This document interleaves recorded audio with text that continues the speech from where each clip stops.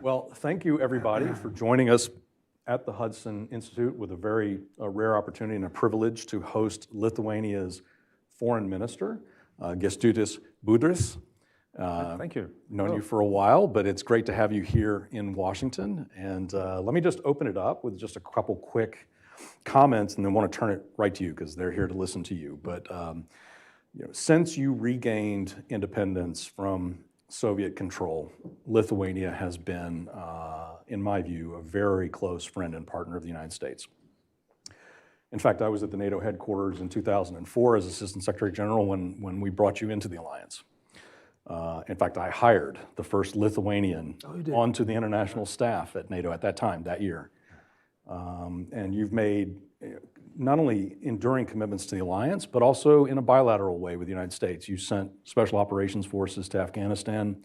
You even took over a PRT in Ghost province. In fact, a soldier was killed, Lithuanian soldier was killed there. And so we remember that with appreciation. The world has changed a lot. And Lithuania, together with the United States, continues to ride the roller coaster of international affairs. So with that, I'd just like to open it up to you for whatever comments you'd like to make, and I'd like to, in particular, get your thoughts on what role NATO plays in the international security framework. What role does it play for Europe and Europeans? What role should Lithuania play inside the alliance, and what role do you want the United States to play within NATO? But again, Minister, it's great to see you. Thank you. Thank you for inviting me here, and it's my pleasure and honor to be here and to discuss these issues. And when you started your question with the historical perspective from 1990, I thought, and with the strategic partnership and relations and Lithuania's attitude towards the United States, I thought, okay, where to start? It's like whether it is Kosciuszko and the 18th century, or whether it's around between wars period or the Soviet occupation period, when the United States never recognized the occupation of Lithuania or the Baltic states, and we still kept the embassy that is in proximity of here, and this is with the guarantee of continuation of our statehood. Then, after the occupation, we reestablished now our country. So I cannot imagine how someone from Lithuania can, not value, this huge commitment of United States that was there, and that will remain with the generations to come. And I'm absolutely clear on it. Of course, there are other elements that we built our strategic partnership on. And that is the fundamental understanding of the security in the current world, and understanding what are the driving forces, where are the blocks, what Russia and other authoritarian regimes want from us. And in seeing this big picture, setting the very central place for NATO, I think that's what we have to do, even thinking about the other hemispheres, just thinking about the Indo-Pacific, other places, or Middle East, we have to put NATO in front of it, because it is most effective, it is working, it is the huge power that provides us all deterrence and provides us all security, and we have to continue it. And just try to take out the NATO from the picture and try to imagine where we would be right now without this organization. I'm not saying that we'll be in the war immediately. I would say that we would have to think about creating something like this, because we have to have the alliance, because this is only how alliance works and in the purpose of deterrence. We need three conditions for deterrence. We need forces, that's the net assessment, be it regional, be it continental or global. We need strong alliances that were tested previously, and we have to project the absolute trust in what we are doing to our adversary, what concerns allied partnerships and commitment to defend each other. Now this is how it works. So in our calculation, be it very frontline or be it somewhere else on the southern part of NATO, we need forces to be there, to be built. They have to be visual. You have to see them. You have to see the bases. You have to see the, all the deployments, training, and then drills. It's not like us have to see it. That Russia has to, right. and others that want to challenge, he has to see it. And then another element, we already have the proven alliance within the operations that you just mentioned, be it Iraq, be it Afghanistan, or be it, whole fight against international terrorism. And we need to have these strong examples how it works right now. So from the big picture, I'm going to this smaller picture, and we have problems here. Yeah, with the deterrents working till the level when Russia is not trying to violate our airspace, not to violate our undersea infrastructure, and this is the signal, and this is the alarm for us to rebuild it immediately. We have to build our deterrence back where it was. Well, of course, because the Russians don't recognize restraint. The Russians view restraint as weakness.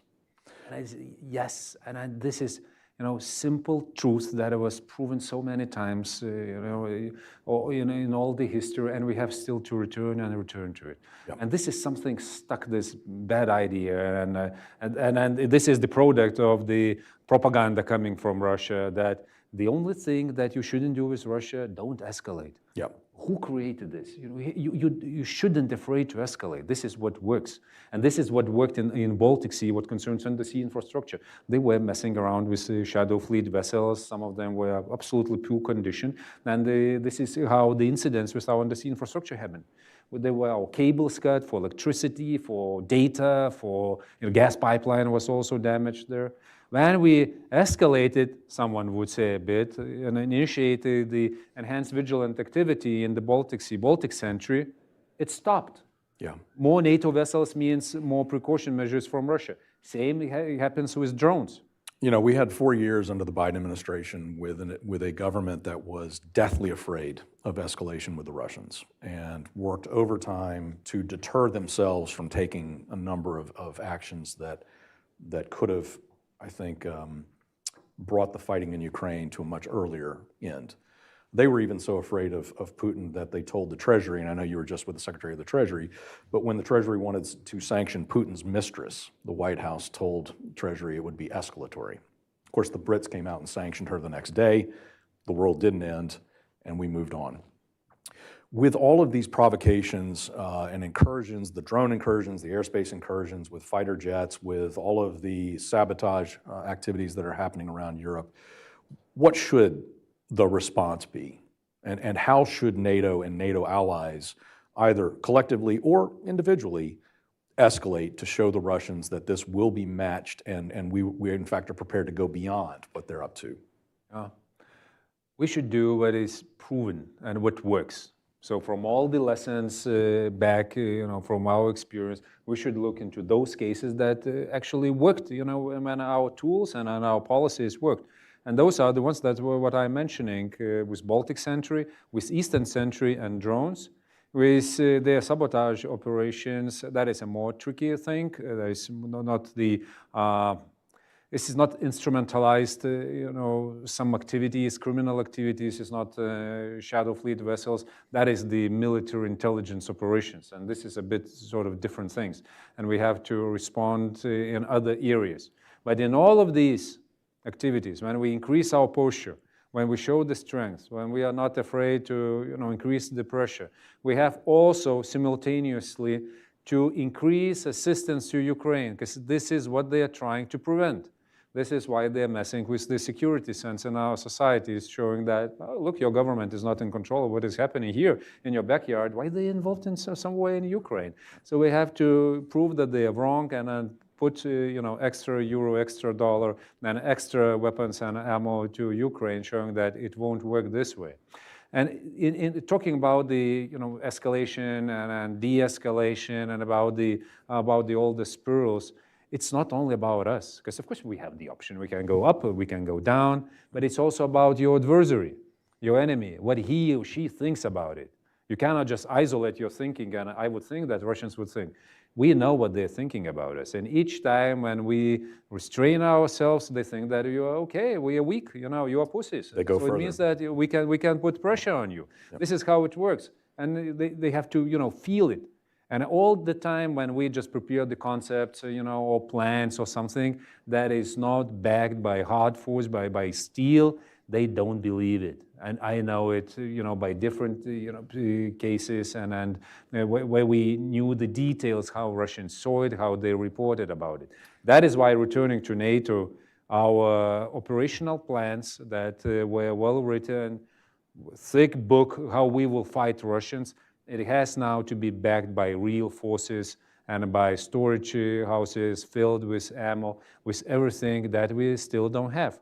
And you asked about the role of United States. This is the role of United States, to kick sometimes, to push and pull, to convince, and to move Europeans towards doing more for their defense. And you use the word steel, and I think that's exactly right. You know, Lenin said, you know, probe with your bayonet, and if you encounter mush, push.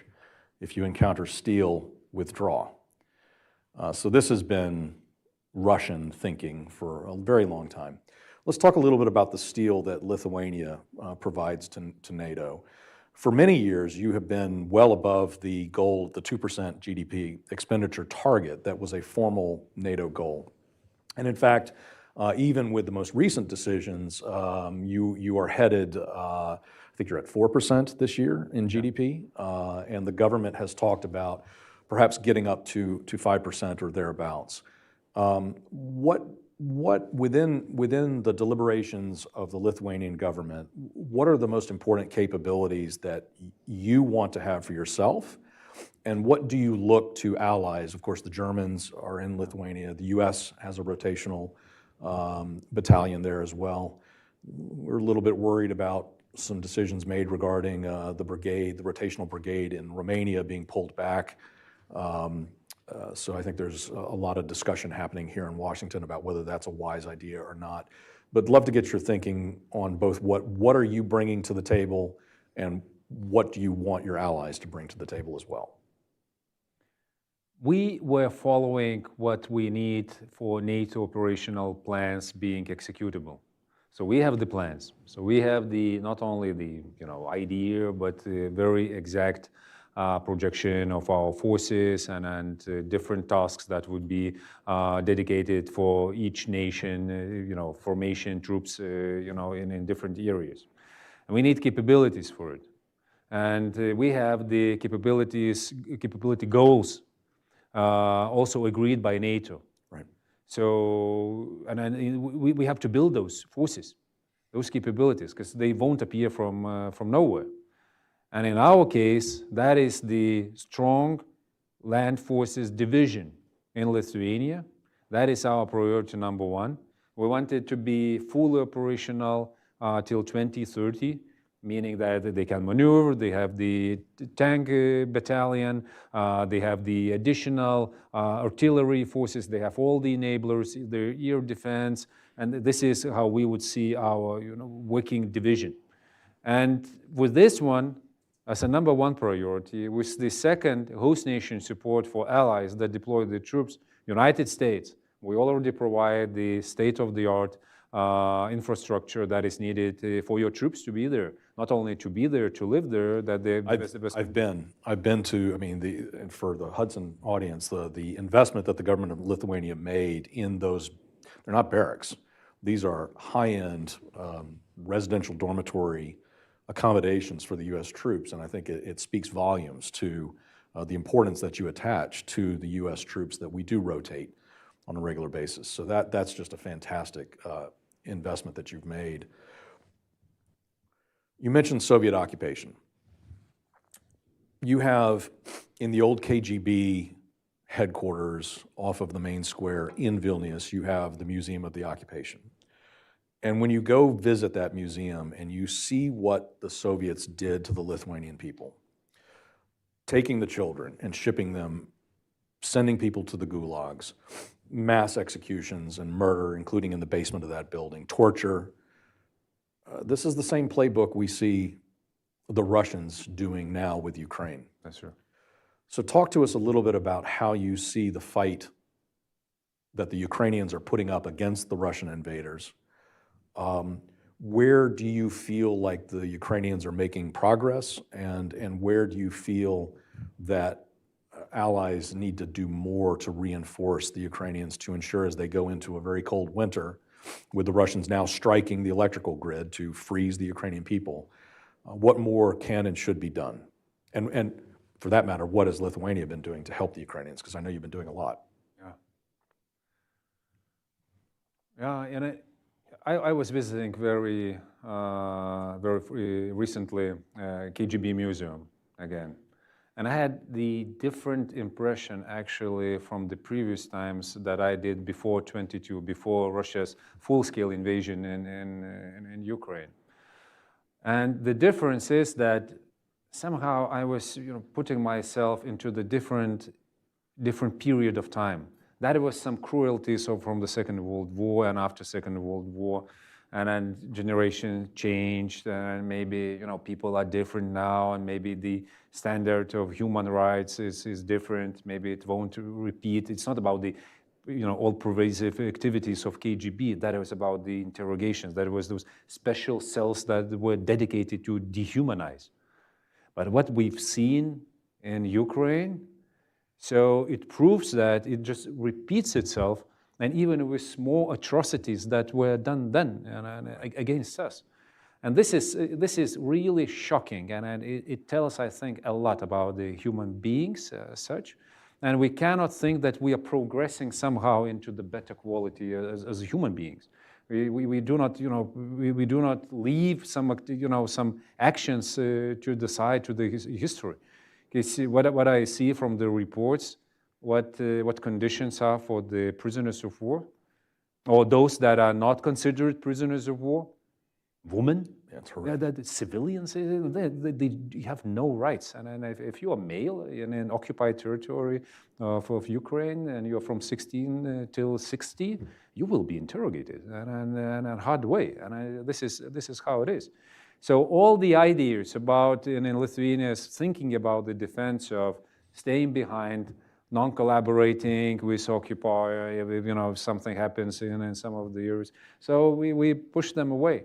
And it won't be like this. You have to leave that area and to fight back, because all the civilians will be, they will suffer a lot. Like with children you mentioned that were taken from families in Lithuania. So they're doing the same in Ukraine. Up to 30,000 children were abducted. And some of them were brought to Belarus, actually, to another ally of Russia, and re-indoctrinated. And some of those children were returned to the battlefield on the side of Russia to fight against against Ukrainians. This is war crime by the very definition, and this is repeating. So we keep one track on the legal side. What we will do with accountability. That's why the special tribunal so much needed for history, for future generations, just to remember that we were not okay with this, and it requires responsibility, accountability for it. And this another track for the planning of our own defense. We won't allow our civilians, in the case that this happens, to be in that area. That is why our decision on spending more on defense was based on the capabilities that we need to hold our territory. Together with United States troops, together with German brigade, that we also build a huge infrastructure in Lithuania, with our division, we can do this. We can deny the territory. Of course, we will need the assistance enablers, and we will need the Air Force supporting us, but we can deny the territory. And that was the answer for the question, so what do we need to be defendable? Mm-hmm. And that was the answer in the money-wise, that we need, from 5 to 6% of our GDP till 2030 to reach this capability. And that is why next year it is 5.4%. That's the highest number, once again, the highest number in all the free world. And we will be the first country that met the commitment. That was not only that United States pushed, and of course it was really helpful. President Trump did the job. He pushed this pledge, put it at the table, 5%, do it. And yes, we committed. And we're the first ones saying, okay, we're already here. The others to follow. Why we're doing it? It's, of course, for the allies, when it's the most intimate relation. It's the most intimate relation in the way that if we are allies, I commit and I promise if it is needed for your defense, I will die for it. Yep. You do not do this oath, to your spouse. So that's, one reason. Another, we need those capabilities. Yep. So each time I meet the counter argument that, but we contributed there, but maybe it's not the thing that we, it's in the papers, in our plans. You said that you will do this. You will have to fight, and you will be responsible for the Syria. So how in the world you imagine you will do this without without the reserves and without the troops, without anything, like a bare hand? So that's the debate, and it's like sometimes it's very sophisticated, sometimes it's like very, face to face. Straightforward. Yep. Yeah, straightforward. Yeah. Your comment about making sure that Lithuania goes to the 5.5 or thereabouts is reassuring because, of course, there's been some concern that maybe the actual budget would fall below that 5% goal. But Lithuania, of course, has, as I've mentioned, has long been above the NATO standards. 5% is the new goal for all the allies. You also, by the way, NATO also sets another benchmark, which many people tend to not focus on, but it's the goal of at least 20% of the defense budget being actually spent on acquiring capabilities. And last I looked, Lithuania was more than 50% of the budget was actually spent on acquiring capabilities. I know you got out of two, I know it was politically difficult, but you got out of two of these celebrity-driven arms control treaties, the Ottawa Landmine Convention and the Cluster Munition Conventions. Those obviously, landmines and cluster munitions are what you're going to need with Russian human wave tactics like we've seen them doing in Ukraine. What are the other priority capabilities that Lithuania, for its own purposes, feels like you need to pursue? And that is well-mentioned point, how much we spend on procurement. And 1/5 of it, 20% of it, goes to United States defense industry. So we buy helicopters here, long-range fires, we buy same drones also, and JLTVs, and many other things. I'm not even mentioning, the systems that run the weaponry that we buy. And we will continue. And we see it as a part of our strategic defense cooperation between our defense industries. That is really important to keep it as this. This is not another industry. We have automotive, we have defense industry, so this is strategic. And we will continue on doing this. Talking about our priorities, among other things, of course, those were the obstacles for us to be effective. We've seen how cluster munition is effective on both sides, from Russian side and from Ukraine side. Same with the landmines. Anti-personnel landmines is something that Russians are using, and they never committed to abolish the use of it. And we see how we would need the counter-mobility measures. Right. And we will use everything that is allowed there. And that is why the decision was not only by Lithuania, but by all frontline nations. Finland, Estonia, Latvia, Lithuania, Poland, then to leave Ottawa Convention, to explain to all the audiences and human rights organizations and answer their rightfully raised issues about the civilians. Actually, landmines is a problem not about during the warfare, wartime. That's about the civilian casualties after the war. Right. So with the current technologies, with the capabilities that in Lithuania we will also develop, even using drones and scanners, we can see plastic in 1 meter depth in the soil now. So with all these technologies, I'm more assured that we will clean those fields after we will win the war. Well, I think that's right. And for those who may not follow this so terribly closely, the United States never ratified those terrible treaties. You kind of got pressured into it. Maybe there's a lesson here for future Lithuanian diplomats on being pushed into some of these arms control treaties favored by Hollywood celebrities.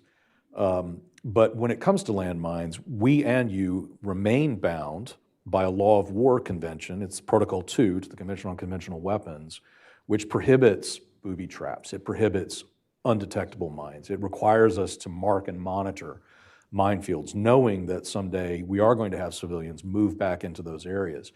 And so I think it's important that people understand that while you got out of a very bad landmine restriction, you remain bound, and I know you'll honor the law of war requirements on how to use these weapons, when, where, and so on.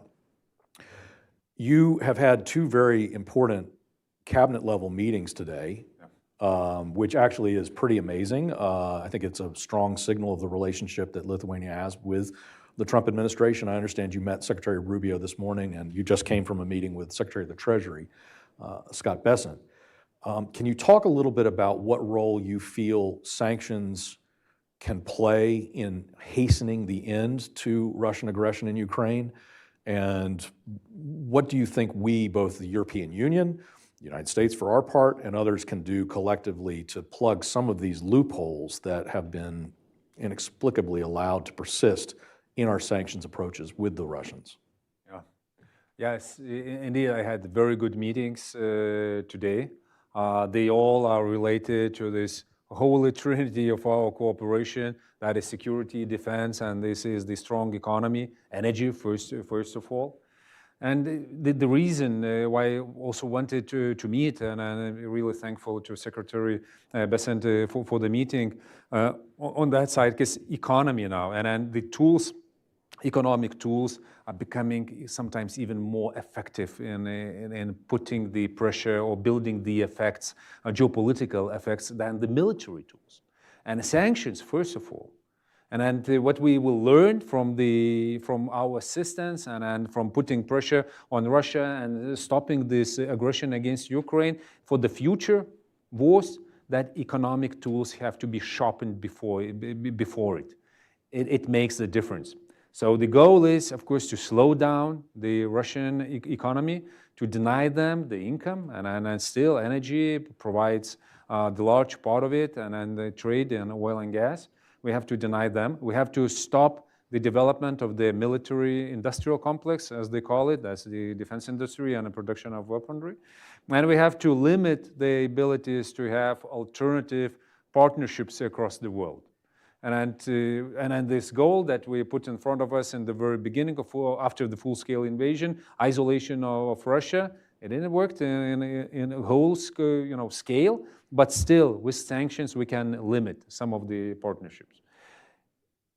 Our history, now I can say 3.5 years of sanctions policy against Russia, showed us, and we have to learn from it, is we have to use it and employ it full force from the beginning. Right. This incremental growth doesn't work. 19 sanction packages of European Union, 19. It's like, now we are working on 20th. That would be the anniversary sanctions package. Like, it shows that we were too slow.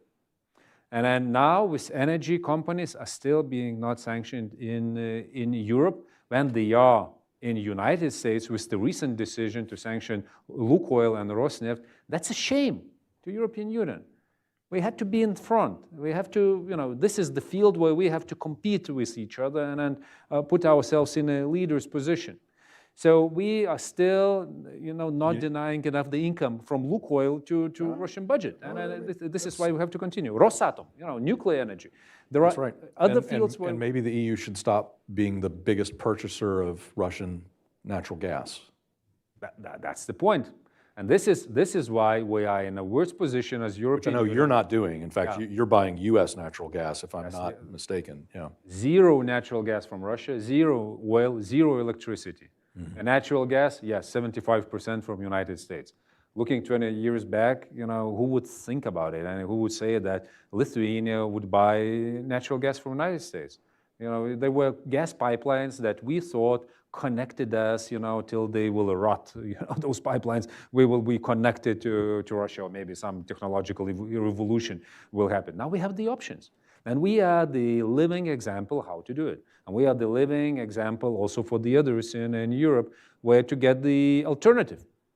So diversify, get it from elsewhere. Right. And then the question is, from where? United States. Right. And then with the increasing exports, increasing LNG capabilities in the United States, that's the natural partnership for it. And this is how we can increase the pressure on Russia. I'm happy that this year it will be the first year ever, meaning that Cold War, before that European Union will have the positive trade with Russia, meaning that we finally are dropping, with what we buy from Russia. This is a good trend, not enough. Till we are buying ourselves, some of the nations also buy oil, and this is bad. We have to stop with it because we have the alternative We cannot introduce the strong arguments and strong instruments against the ones who are cooperating with Russia. As you did with India at 25% because of them buying oil from India. Yep, 15%, I think, yeah, but 15%, for tariffs, yeah. Tariffs, yeah. So in our case, we cannot apply this because we have some member states that are still doing this. So we are not strong enough in this. But you know what made the biggest drop in Indian purchases of Russian oil wasn't those tariffs. It were the sanctions on Rosneft and Lukoil.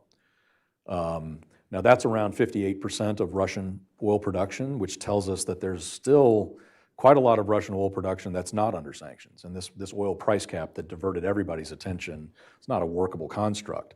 But when President Trump launched those sanctions, I think he showed the way for all of us to then take the next step to escalate by going after the remaining oil production. I mean, Russia still is making 400 million euros a day in selling oil to the world.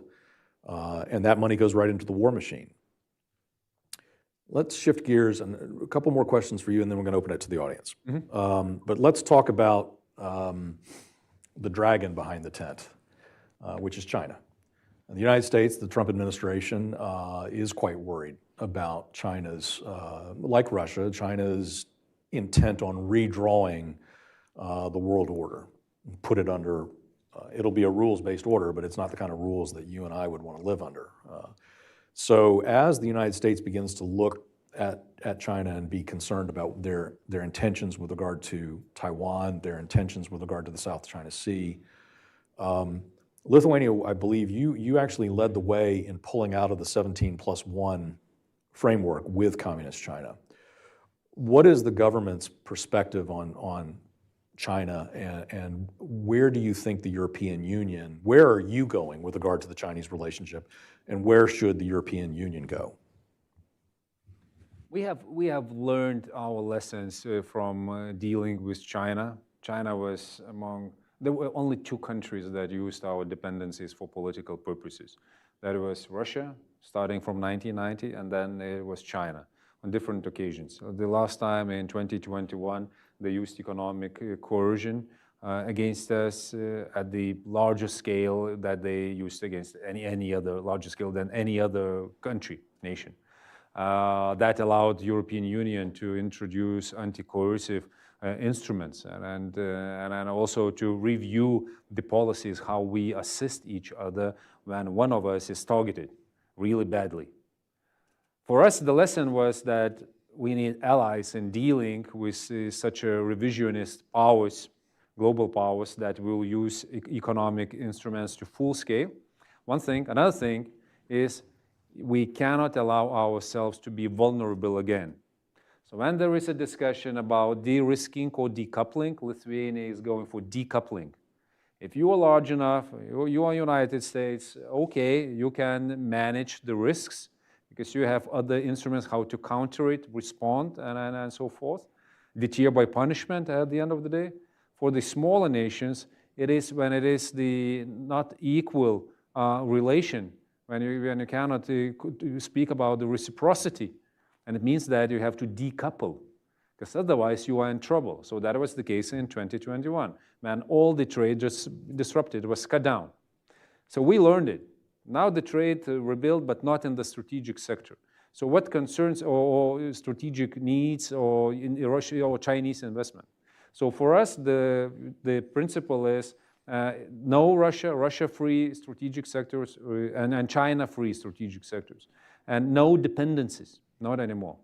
And now the story goes with the European Union. Okay, so this is us, and we are really on the economic security side of the whole trade debate. And there are some others that think differently. If someone is offered the opportunity to be allowed and to use some extra advantage, and you have some extra advantage in China's market just for the purpose to break the unity of the organization, they will do it. And the same goes with the transatlantic relations. They are manipulating us. And we have to start this discussion. Of course, we have to list down all the lessons. That is very much needed. All over the world, China, Australia, China, Norway, China neighbors, that suffered from them. And then look into the strategic picture, what they are trying to achieve. China is putting the effort and multi-billion and trillion investments into dominating the specific and especially strategic sectors. And they're on their way to achieve this. So when I look into this list and when I see what they are targeting in Europe, they are targeting our whole industries, like automotive industry, like same renewable energy also is targeted by them. Technologies for the ports, medical related technologies, they want to dominate them. Yeah. And when they get in, when they steal everything, what is needed, when they dominate within their market, when they try to expand and use all the loopholes of ours in our regulation, then they try to, through subsidies over production, to kill our local production. And this is the future of ours. If we won't protect ourselves, if we won't fight back with China in this field, we will be in trouble. And this will be not the discussion about de-risking or decoupling. That will be discussion, how we will get rid of this domination over us. And in this perspective, I see the natural allies, United States and Lithuania, as the strong voice, and Europe in countering it. And that is why that was one of the topics also with Secretary Bessent about it, about the economic security, about protecting ourselves. This is what happened with the exports control on rare earth minerals from China. From 2,000 applications that European companies applied in China, half of it was denied. It's denied. Yeah, this is what it is. Now we have 1 year for preparation with this postponement of the implementation. But we have to work on it. Because otherwise, that future would be not the one that they are projecting. Peace for everyone, new world order, global security. We know what it is. Yeah. This is for security. You've lived under it. Yeah, security for communists. And we know what are the conditions. We see what are the conditions in Belarus. No political parties. So let's talk about Belarus, because this is a major national security concern for Lithuania. Here in the United States, though, Belarus is often simply treated as an appendage of Putin's Russia, which may not be as nuanced an understanding as should be had. We did see with President Trump's intervention, we did see the release of several important political prisoners, and I know Lithuania is home to a number of Belarusians who fled the dictatorship there. Can you talk to us a little bit about Lukashenko, about where Belarus is, and what are your security concerns with regard to that particular country? That is the full-scale model dictatorship, the one that you would put, into the movie or into the books and some fiction. That would be the dictatorship that it would, depict. Everything is related to the top figure. That is Alexander Lukashenko. There is no opposition. Everyone who is opposing with her ideas and the opinions is in jail.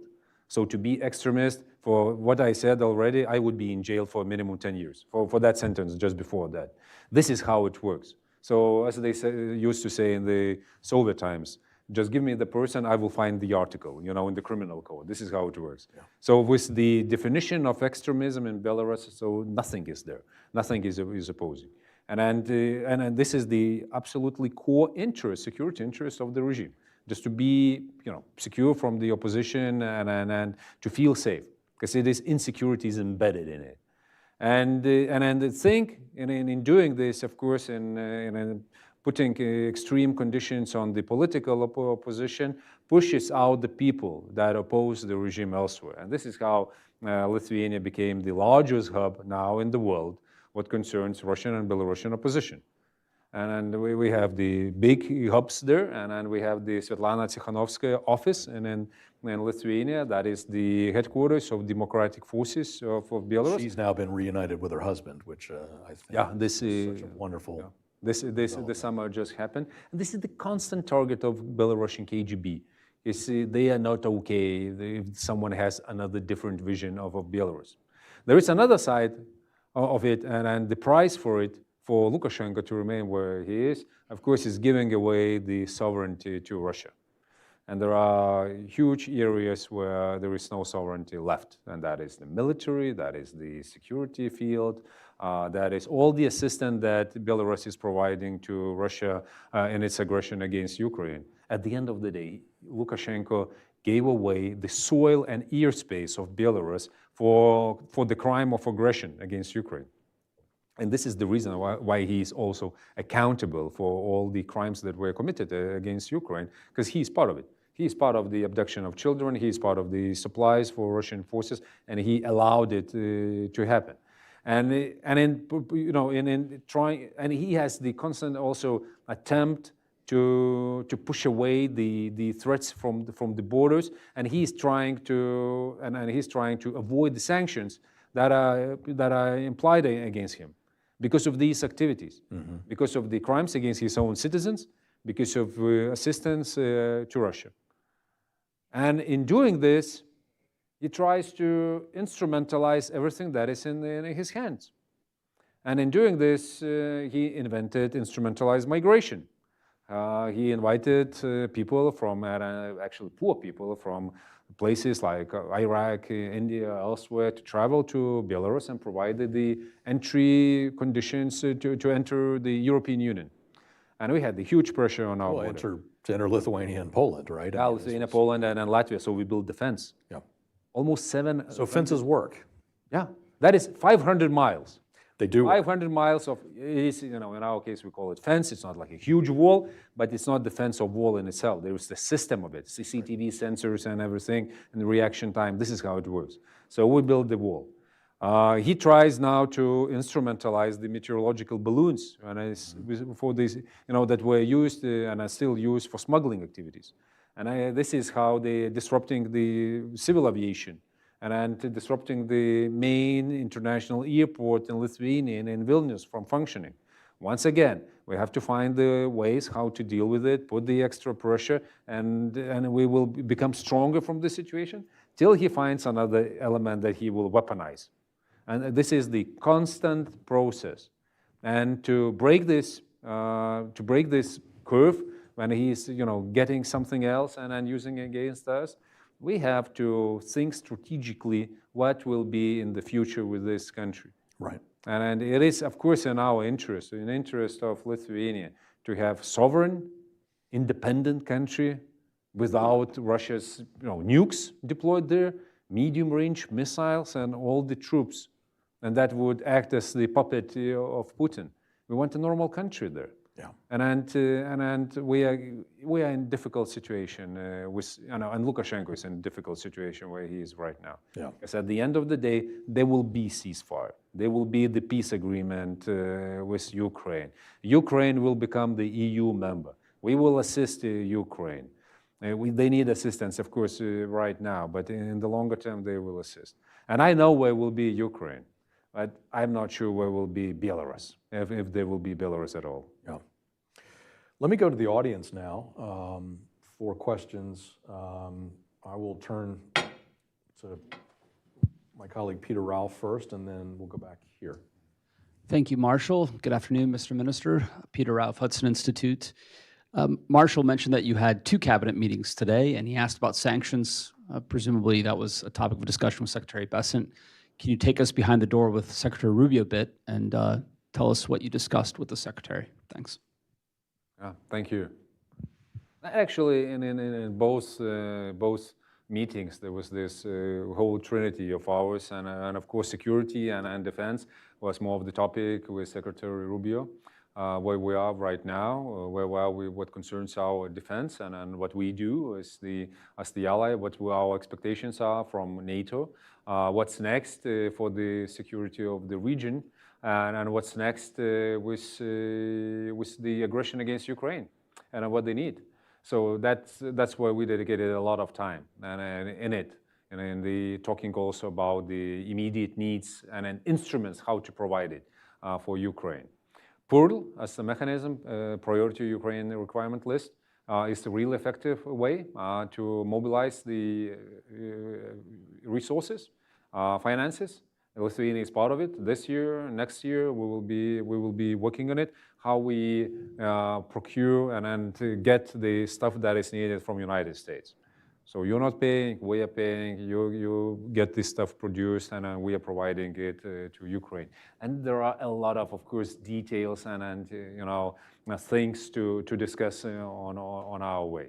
The big message was today what concerns energy, what concerns the defense cooperation within the NATO, that we are not only aligned, with what concerns our positions, but we are really strategic partners in what we are doing, and also countering different pressures that come to us, same China and other directions. That is also an agenda. So this time, that is not one or two topics, that's a whole spectrum of it.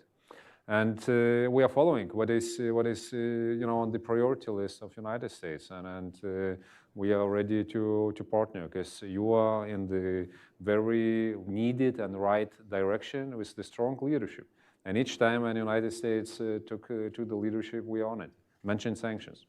Done, and you did it. We have to follow NATO, increase spending. We need it, and we achieved the commitment. Now implementation. We have to push on it, and it's difficult. In each of these efforts, it is difficult. That's why we need your leadership. That's why you need us doing our work on the front line.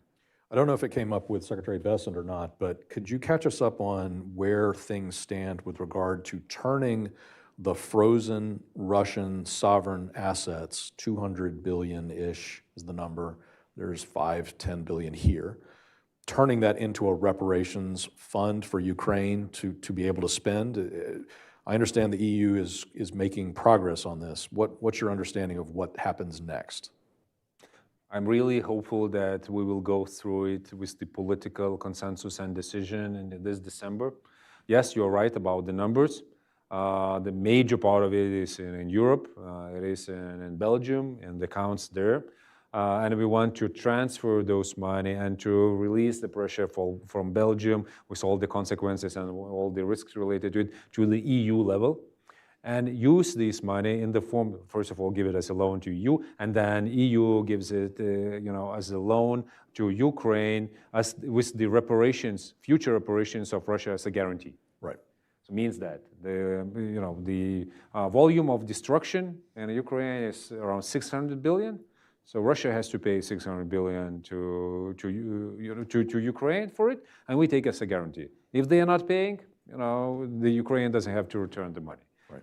And now this discussion, it becomes more intense, because when we start planning next year's budget, we all understand it's financial year is 1st of January, and in our case, we all understand how difficult it is to get the extra money to the line to support Ukraine. And that's why this discussion, what else to get money from, is very timely. Let's take those, Sitting right there. Yeah, they're here. Right. Because otherwise, what are the options? What are the alternatives? In our case, we promised, and we do, 0.25% of our GDP. Quarter of the percent of our GDP, we will dedicate 10 years for Ukraine, each year, and for 10 years. This is how we do it. I'm sure that other Nordic and Baltic countries will do the same. Mm-hmm. And we are not the leading, actually, we are not the leading country with this commitment. I'm really happy, that there are others that are in front of us. We have to, step up a bit. But the other part of the Europe is lagging behind, and talking about the difficulties to get the resources. They cannot spend enough for the defense in investment that we just touched upon. And this is the additional need. Well, and you heard President Trump talk about Spain very specifically as an example, the old Europe. And they also have commitment, and they also have the capability targets that are within NATO that they agreed, and they have to fulfill. And I believe in them as the strong allies and doing a lot on our front line, that they will. But returning to the question where to get money for Ukraine, and when we calculate that, that's more than 100 billion per year that they will need for the military needs, military only, for the war effort. Mm-hmm. And from that amount, they can afford themselves around 40%. And that's the other part that we will have to fill in. Right. Because otherwise, they are in a bad situation, and we want to avoid this. This is how it works. I think someone here, yes, there in the back with a glass. Samsko, Foreign Policy Magazine. I was wondering if you had any concerns about the withdrawal of troops from Romania, and in general, sort of, if you brought that up with Secretary Rubio. Thanks. Among all our priorities, yes, of course, we talked about it. Also, we are following the discussion that it is within the United States about the global posture of your troops. There is always a review, continuously with the new administration. That is natural. So that's why it is really important for us also to put the arguments that are important and we see as important for us. So being as the role model ally and putting the #2 priority for what we are spending on a host nation support, on infrastructure that we are providing. For us, this is also the reason to build the case for the arguments why these troops, they are really doing the huge effect to all of us there. Because this is the multiplier of the effect there when they are deployed at the front line. They work as the deterrence force. They have the superb conditions for training, so they keep the high readiness and high quality. They get everything what is needed in place.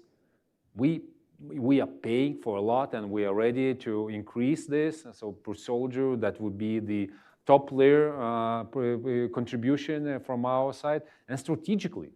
That is not only the strong message, but they play their contribution and part in the whole picture. So these are the arguments. And where else for them to be?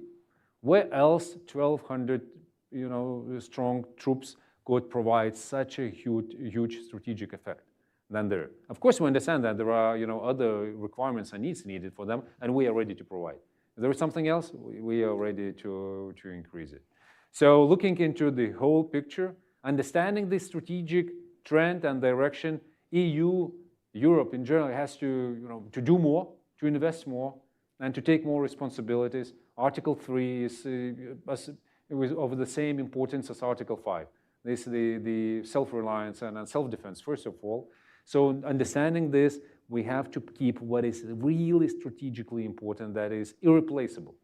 And that is in our case. So as it was approached from Poland, now we see the same approach of Lithuania, and especially knowing that we have the Kaliningrad there and we have the other troops in Belarus there. I cannot imagine other place in the world where it could be more effectively deployed. Let's go down here. We'll come to you next.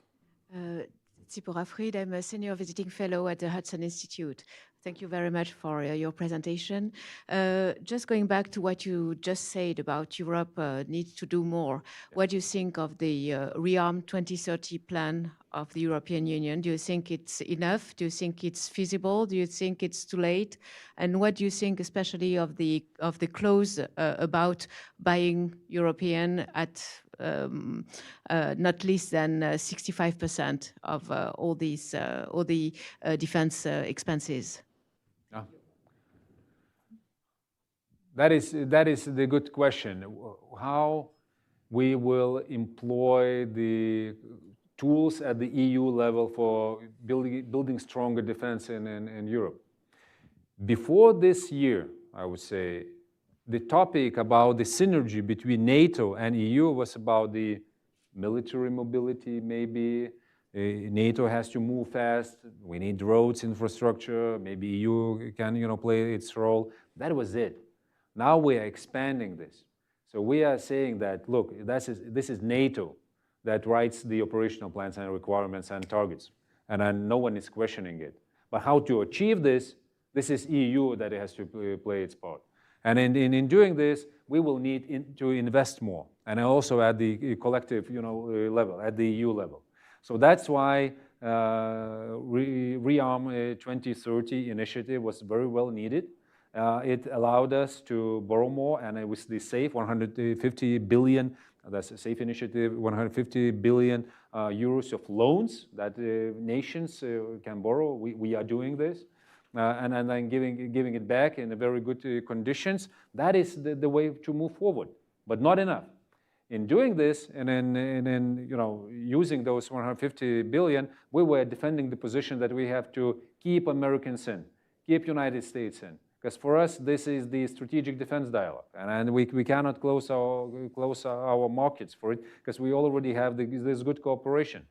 That's why looking into the future, looking for the opportunities of co-production, looking to the demand, we will have to cooperate. Europe doesn't meets the needs of our military. So there will be enough for everyone to be there. And what concerns technologies, I cannot see the other way around. How we are not cooperating. So we will have to cooperate. On the second part, what will happen after 28 when we are talking about the multi-MFF, multi-year financial perspective for the next 7 years, we are saying that we will have to invest on the front line. Us, the European Union, we will have to invest our collective money. Because when we're talking about the deterrence, when we're talking about the resilience, first of all, we're talking about the front line. And it's not only our duty and responsibility to keep everything safe and secure, and then to deny our airspace. So where you need those capabilities, radars, and fighter jets, and counter UAV different measures, and be it other activities that we see coming from Russia. It has to be the stronghold of NATO and of EU, and we'll have to invest there more. So when we're talking about the counter-drone wall, for example, when we could talk about the Eastern Watch initiative, that would be subject for the collective investment. It means that the budget has to be increased of EU, and we will have to do the work there. Because if it will remain the soft part, it's not now, but if it will be the soft part, all those threats and all those activities will target the Western Europe with even more force. Because I'm convinced, and I can prove it, because we are less vulnerable than the others. Because we are now experienced, we're trained, and we are hit every day by something new. That we adjust, we adapt, and then we come up stronger. Let's go down here, and then we'll go to you in the back. Mikhailo Dovzhinsky, House of Representatives. Minister, thank you for your time, for your diplomacy and work that you do. I have a question. So how does Lithuania as a state by itself without NATO preparing for future Russian invasion? And then that is the way described previously. Before that, with our strong land forces, with American troops, and then with the German troops there. And then this will be the first defense line that Russians will see coming from any direction, be it northeast, be it east, or be it from Kaliningrad, west. First thing, what they will meet. Another thing, of course, this is all the system of counter mobility that we're putting on there. So I mentioned counter drones. That's one thing. That's the system.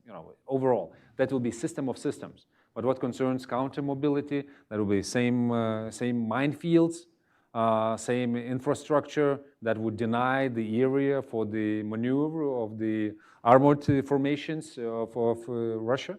That would be the second element. The third element, that would be our regional defense, first of all, and then the reinforcement that will come from Germany and other places. That is not only about the brigade, German brigade in Lithuania, that is about Division 2025 that is dedicated for Lithuania, and that is about the corps that will come after the division. Of course, we will need time. So this is the whole system that is put into this thick book of the operational plans, and we're serious about it. And for Lithuania, this moment when something clicked in our elites was this understanding that we can defend and hold the territory for long enough for allies to come. And that's why we have consensus on the increased spending, for example. And this is the way forward. It empowered us. And I truly believe in political will. I truly believe in our armed forces. We just have to provide them what they need. We've time for one more question, please. Yes. Hi, Minister. I'm a reporter from Taiwan Central News Agency. Sorry, I'm too nervous. From Taiwan Central News Agency. It's like AP in Taiwan. How would you describe Lithuania's policy to Taiwan? Thank you. Thank you. We have a really good cooperation with Taiwan, and we are looking forward to expand it, and especially in the sectors and fields where we need this technological cooperation to build us stronger. And I'm looking to exploit those opportunities. We already have good examples, but we have to do more. And we have to build on it. We have the economic connections. We have our office in Taipei. We have Taiwanese office in Vilnius. We have good exchange in different areas. But we have to build strategic partnerships, and especially in those fields that we just touched upon. The fields that are targeted by authoritarian regimes across the globe. That is one thing. Another thing is, of course, security. We are absolutely connected by the global security and by cooperation and intense partnership by Russia and China. I cannot imagine strategic scenario with major conflict happening in Indo-Pacific without the consequences and immediate conflict on the European continent, and vice versa. Something happens on the NATO side with Russia, it will have the implications and immediately for Indo-Pacific, and would encourage China to achieve their results. And that is why I really follow and understand the debate and challenges that are in front of the United States to deal with all those theaters and areas. And I understand that is why the very needed push on Europeans to do more on our side. Because otherwise, we cannot be, once again, guaranteed in peace, because we won't be guaranteed in effective deterrence. This is how it works. You want to live in peace like everyone else, but you need strength in it. And then we have to understand the connections. So that's why, yes, we also see the security connections among ourselves. Well, I think also Taiwan would very much benefit, and I think actually has benefited from Lithuania's experience in planning for popular mobilization. So you have the Rifleman Society, you have the plans for the general population to be trained and able to mobilize to resist that Russian invasion, and Taiwan, I think, would do well to, and is, but perhaps is a little bit behind the curve, needs to plan for how to mobilize its population in the event that Communist China finally decides to invade, which seems increasingly as a possibility. The whole of society approach, the one that we are applying in Lithuania, and we are learning by doing, actually, by different exercises that we organize in many fields. That's not only about armed defense, yeah. That's about all the other areas of continuity of the government, supplying the critical needs for the society. There are so many things. And you cannot create it just like this. It takes time. We have the very good examples. We took one example that we just copied, actually, from Finland. But they created it in decades. In the Cold War time, being the neutral country. So they knew that, okay, no one is behind us. We have to do it ourselves. And they were planning, resisting the whole Soviet Union, in this. And they built a very good and effective system. And we tried to copy it and put it in place in Lithuania. And it's difficult, and you cannot just repeat all these decades of the experience. You have to look for the shortcuts, and you have to create ones. So what we are doing in Lithuania, and in building this system, is something that everyone else needs, in purpose to be prepared. Right. Because the deterrence, once again, deterrence. Deterrence works not only, seeing your forces, the forces that you will meet, the adversary's forces, but also what conditions will be there, what the society will do there, whether they cooperate or not, whether they can resist the blockade, for example. Can they survive that? Can you manage to provide that? Like we have these tasks in front of us, in our tabletop exercise with our business companies at the table. So if there is the isolation, of Lithuania, we have our borders blocked. There is blocked Baltic Sea, and then we have something in Suwalki Gap, also blocked. For how long we can provide the food for our society? We can still keep on it, and you have to go with these questions again and again and answer them. Constantly plan and train. Yeah, and you will find amazing things that you never thought about. That's the thing about the planning. That's why planning is priceless. It forces you to find the things that you didn't think that exist there. We've been incredibly fortunate to have you with us here today, Minister Budrys. Few of our NATO allied ministers have really seen the national security threats from the different perspectives that you have, both as foreign minister, your prior role in intelligence, and all the other lives you've lived in public service in Lithuania. You are an ally that is on NATO's Eastern Front, and you are closer to the threats that face us all than most. We appreciate very much the determination that Lithuania has shown in reminding us of the threat posed by the Russians, reminding us of the threat posed by Communist China. It just seems like Lithuania, amongst many allies, perhaps the other Baltics included, really shares a common perspective on collective security with the Trump administration. So it's with great appreciation that you donated an hour of your time between all of your different cabinet meetings here in Washington to us. I want to thank you for that and express our appreciation to the government of Lithuania for everything that you've been doing. Thank you very much.